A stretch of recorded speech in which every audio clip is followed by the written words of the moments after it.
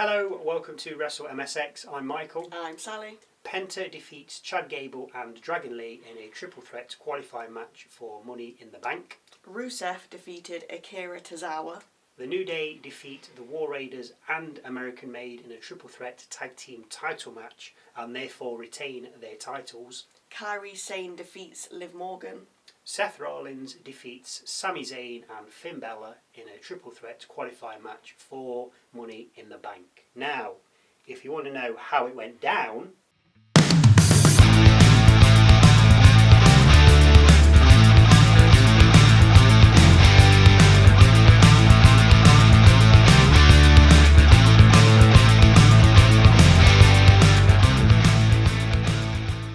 Roxanne Perez massages Dirty Dom.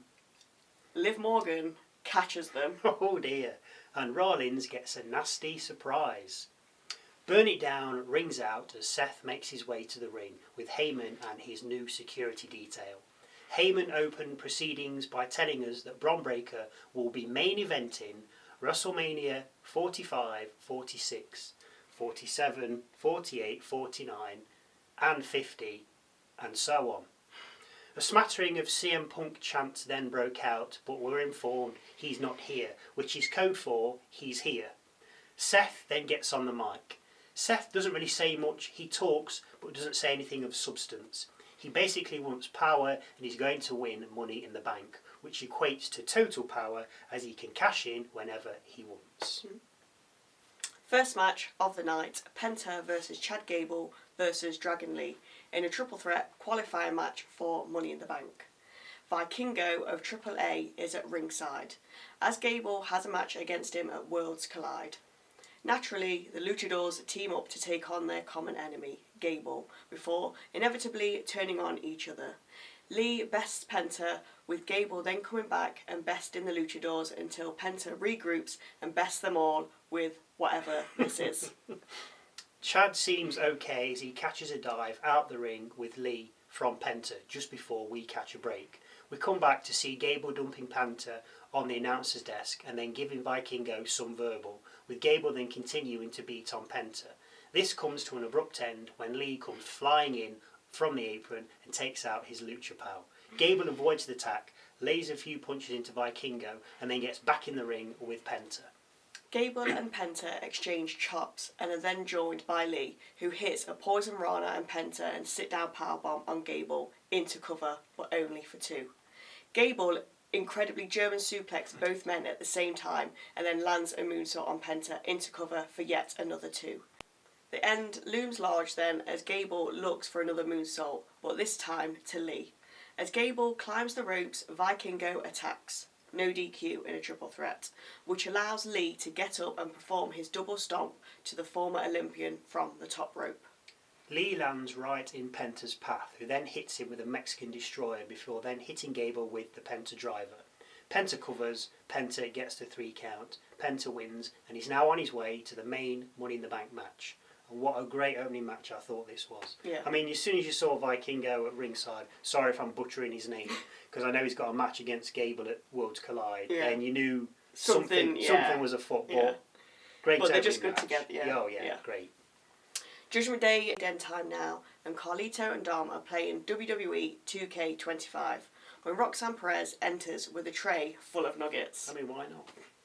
She then notices Dom's shoulder seems a little tight before she starts massaging it. As she does, the MVP returns, Liv Morgan, giving Dom a death stare. Perez tries to introduce herself, but Liv shuts her down, adding she's been kept in the loop by Raquel. Finn Bálor at this point is absolutely loving it. Liv then heads off looking for Adam Pearce to try and get a Money in the Bank qualifying match. So, next up, Akira Tozawa against Rusev in a squash match. Missile dropkick from Tozawa, big boots and camel clutch from Rusev, tap out by Tozawa. Let's move on. Well, Rusev refused to release the hold after the match, which brought out Sheamus. The two then had a stare-off in the middle of the ring, with Rusev eventually leaving. We catch up with Sami Zayn speaking with Jey Uso in the locker room next, with Sami saying he should have confronted Seth and his gang earlier. Jey says they need to be smart, adding that Zayn can stop them by snatching the Money in the Bank briefcase, and that if there's any funny business during Zayn's Money in the Bank qualifying match later, he has his back. So, there's going to be funny business later in the Money in the Bank qualifying match. No, definitely. Plus an appearance from CM Punk, because apparently he's not here. Next up, a triple threat tag team match with the titles on the line between New Day, the War Raiders and American Made. And to echo New Day's thoughts from last week, anyone but the Raiders. We begin with a brawl and the Raiders winning out, but that doesn't last long as the other two tag teams gang up on the Raiders, beat them up and then celebrate in the ring. We come back from the break with the match underway and Kofi taking on Eric, who then tags out and brings in Ivar, who clears house. Julian then superplexes Eric, which is followed by Ivar splashing Woods and covering for 2. The fight then goes to the outside with Ivar crossbodying Kofi against the ring skirt / LED board, and then heads up to the top rope to take out Woods, who's in the ring. As Ivar gets to the top though, Julian hits him with a knee and knocks him to the outside. As Julian lands though, Woods quickly rolls him up, holds his ties and gets the 1-2-3. Nice. We see Morgan walking and talking with Rodriguez next when they come across Io Sky and Kairi Sane. Morgan says she's coming for Sky if she wins Money in the Bank, with Sane then challenging Liv to a match later. Next out, Jey Uso. Jey's about to talk about his upcoming tag match with Rhodes against Cena and Paul when Gunther heads out. Gunther congratulates Jey for holding the title way longer than he expected, runs him down verbally and then says he's going to beat him in 2 weeks' time. Jey replies but doesn't really say a lot, the crux of it being he's going to make Gunther tap out again. Liv Morgan faces off against Kairi Sane next with Rodriguez at ringside. Sane dominates the opening more with kicks and punches than anything else, with the two then fighting on the apron. Sane misses a kick which allows Morgan to powerbomb Sane to the floor just as we head to a break. We come back to the three amigos, or rather 2 of them, as Sane counters the third and follows up with a spear. Sane gets a 2 count cover off a forearm from the top rope, with Liv then getting a 2 off a super code breaker. Super because, yes, it's off the top rope. But how she kicked out of that, I don't know. 2 count covers are exchanged again, with Sane then going up top looking for insane elbow. As she does, R-Rod gets on the apron. Who? Well, I'm fed up with saying Raquel Rodriguez. Yeah, that's fair enough. Which distracts the referee. This allows Perez, who didn't come out with them, to push Sane down to the mat. R-Rod then heads over to Perez with the 2 then arguing. As they do, Morgan goes for Oblivion, which Sane dodges and then rolls at Morgan for the victory. Boom. We have a vignette from Rhea Ripley saying she's going to win Money in the Bank and puts Io Sky and Tiffany Stratton on notice. We join the Judgment Day next and it's all kicking off. Raquel blames Perez's interference for Liv losing, while Morgan blames Raquel, citing that she's the veteran and should have known better. All to the delight of Finn Bálor, of course. Loving it. He is absolutely loving it. We hear from Lyra Valkyria next, and she informs us that Becky Lynch has got herself a rematch at Money in the Bank for Lyra's Intercontinental title. Can't wait. Lyra called Becky a rat and then said that it's now personal, vowing to hurt Becky and break her ego. This, of course, brings out Lynch. After a little back and forth of the verbals, Lynch proposes that if Lyra wins, Lynch will never challenge her for her IC title again. But if Lynch wins, then Lyra has to raise Becky's hand in victory. Lyra trips over her words, much like us, and then eventually agrees. Sami Zayn is walking through backstage when he happens to come across Karrion Kross. Kross tells him he should have gone to SmackDown and challenged for the title, but no, he had to do it his way. Sami tells him he doesn't have time for his mind games and then walks off. Kross replies by telling him he'll never win the title, with Zayn then turning around and telling Kross he'll deal with him later. Just as the two began to speak, you see the New Day speaking with Grayson Waller in the background, I think. Last match of the night, Seth Rollins versus Finn Bálor versus Sami Zayn in a triple threat qualifying match for Money in the Bank. Of course, Sami and Seth go at it as Finn watches on, with the 3 of them then fighting on the rampway. We get back in the ring with Bálor double DDTing his opponents. 1 inverted, 1 normal, and follows up with a cover for 2 on Seth. When we come back from the break, we find Bálor and Sami going at it while Seth is taking counsel from Heyman on the outside. Zayn hits his springboard moonsault to Rollins and Bálor before tossing Seth back in the ring and getting Falcon arrowed by the former Shield member and covered for 2.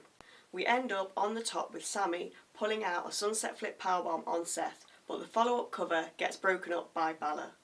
Bálor then looks for coup de grace after slingblading Seth and shotgun drop kicking Sami, but Sami climbs up to Bálor and superplexes him, with Rollins then frog splashing Sane on landing from the other turnbuckle. We come back from the break with Seth negotiating with Bálor to double team Zayn. Bálor agrees, but to no avail as Zayn fights them both off. We have a few pin attempts from roll-ups, pedigrees, and a stomp from Rollins countered into a blue thunderbomb by Zayn, but all only for 2. You can then tell it's coming to an end as Sami hits an exploder on Seth and sets up for the haluva kick, only this is intercepted by a sling blade from Bálor, who then shotgun drop kicks Sami into the corner and climbs the ropes for a coup de grace. Bálor misses Zayn on landing, with Seth then stomping Finn and Sami haluva kicking Seth. Still with me? Good. Nice. Sami covers Seth for the ref's count and then Zayn gets pulled from the ring. Of course, it's Bron Breakker, with Bronson Reed then beating on Sami.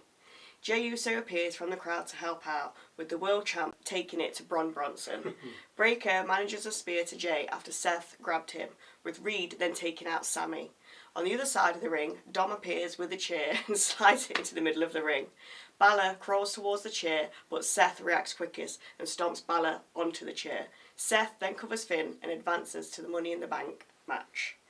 It was all going on. After the match, Seth orders his underlings to take out Jey and Sami. But then, who should appear? You guessed it, we spoiled it, CM Punk. What? Rollins sends Bronson to the entranceway to head Punk off, but Punk pulls the old "he's behind you" trick and gets in the ring behind Seth, hits him with the GTS and then legs it away through the crowd. Raw goes off the air with Breakker and Reed beckoning Punk to the ring, with Punk beckoning back and gesturing a GTS. This was fantastic. Yeah. Absolutely love it. SmackDown needs to take note. This is where it's at right now. Definitely. This, I mean, not only, I mean, of course you knew Punk was going to be there. Oh, CM Punk's not here. Yeah. Yes, he is. Of course there was going to be interference. Of course Bron Breakker, Bronson Reed were going to come down, they were going to do something. But what made it even better was the fact that Dom came out and slid the chair. You didn't know that was coming. You didn't see it. You never, because why would it? Thinking about you don't think about it. You just know it's going to be Seth and his alliance. But then for Dom to come out as well, I know it went wrong, but that's not the point. It was entertaining, very entertaining, brilliant. I love this. And this is what it's about. Even though they can be like quite quick with the moves and you're trying to catch up with them, it all just flows so nicely. Oh yeah, well yeah, because you can tell they know what they're doing. They put the work in. They may have gone through it beforehand. Looks good. And that's what you need to do. And it was fantastic. Nothing was missed. Nothing slipped. All flowed really nicely. But yeah, it was that Dom coming in was just the cherry on the cake. Because you knew Punk was coming. Of course he was going to come. Obviously, I think you knew Breakker was going to. Twice they kind of said he wasn't there, so it's like not here. Well, once totally or twice, but it was fantastic. And then I still love all the Judgment Day stuff as well. Oh, now Liv's back. Oh God, Roxanne so Perez. good. Oh, your shoulder looks a bit tight there, Dom. Yeah, he's a bit like the Solo, isn't he? Of Raw. It just yeah. Any thoughts or views that you'd like to share, then please feel free to leave them in that comment section down below. Once again, thank you for watching. And we'll see you Wednesday for our look at this past week in WWE and Saturday when we take a look at SmackDown.